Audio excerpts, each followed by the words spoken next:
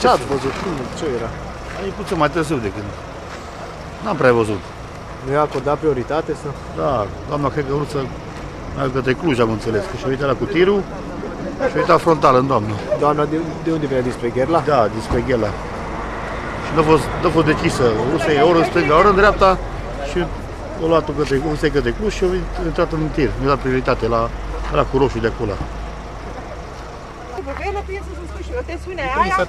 Ok, bun, stai că am destabilizat. Nu filma, te rog, nu filma la ambulanță. Da, dacă nu e alergică și linie. Și deocamdată să vadă la altă parte.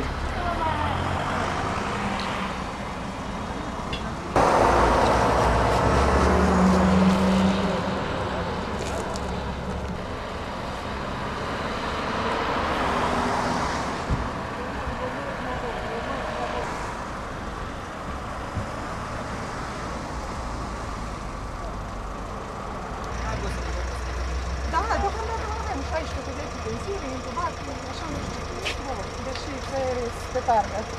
Da.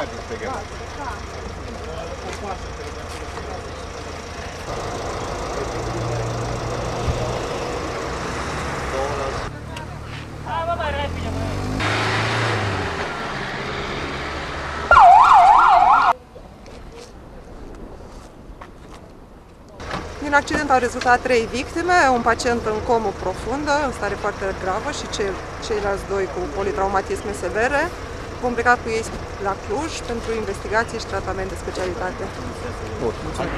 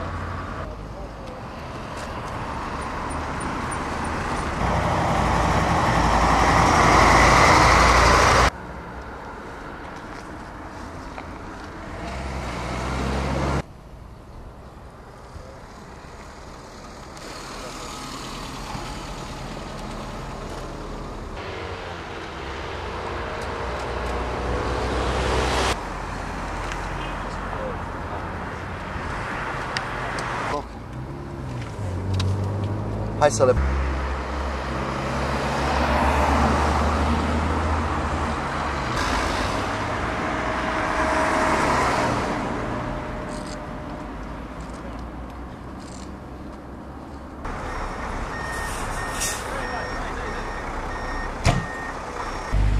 Merge.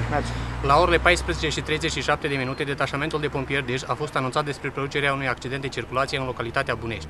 Ne-am deplasat la fața locului cu autospeciala de descarcerare și echipaj Ozmurt. Accident rutier survenit un autocamion și un autoturism Citroen.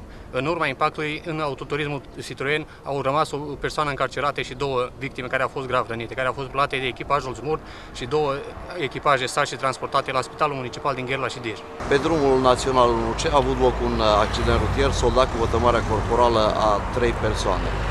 Constă în faptul că conducătorul autoturismului marca Citroen, în timp ce conducea autoturismul pe drumul național 1C, a ajuns la intersecția cu varianta de ocolire a municipiului Gherla, nu a acordat prioritate de trecere autoutilitare marca MAN, intrând în coliziune cu acesta.